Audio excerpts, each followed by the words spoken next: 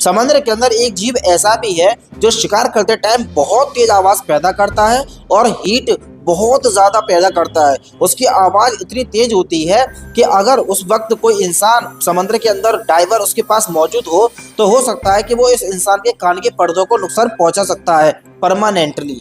और वो आवाज इतनी ज्यादा भयानक भी होती है कि आसपास की जो मछलियां होती है वो आवाज सुनकर के बेहोश तक हो जाती हैं। मैं बात करने जा रहा हूँ एक प्रकार के झींगा की, और उस झींगा को हम कहते हैं पिस्टल श्रिम्प। उस झींगे की खास बात यह है कि जब भी वो शिकार करता है तो जब वो अपने पंजे को बंद करता है तो उस वक्त पानी के अंदर बबल बनता है। पंजे को बंद करता है और खोलता है तो पानी के अंदर बबल बनता है, और उस बबल को हम कहते हैं कैविटेशन बबल। जब वो बबल फूटता है तो इतनी तेज आवाज पैदा होती है कि समुद्र के अंदर उस आवाज को नापा गया तो वो आवाज 218 डेसिबल तक की निकली है। और ये आवाज किसी भी इंसान को बहरा करने के लिए, कान के पर्दे फाड़ने के लिए पर्याप्त होती है।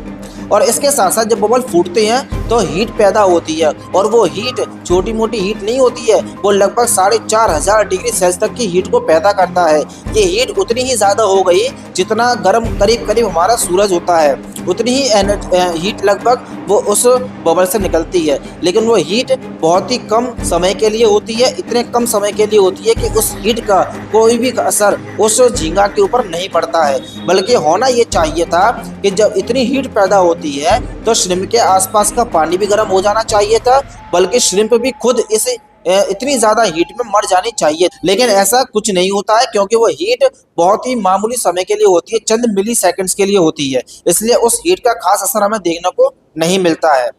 आप इस हीट को ऐसे भी समझ सकते हैं कि 100 डिग्री सेल्सियस पर वाटर बॉयल हो जाता है और लगभग 1500 डिग्री सेल्सियस पर लोहा पिलक करके पानी बन जाता है। तो आप अंदाजा लगा सकते हैं कि 4500 डिग्री सेल्सियस कितना ज्यादा हो गया। ये कुछ अजीब फैक्ट्स थे उस पिस्टल श्रिम्प के बारे में।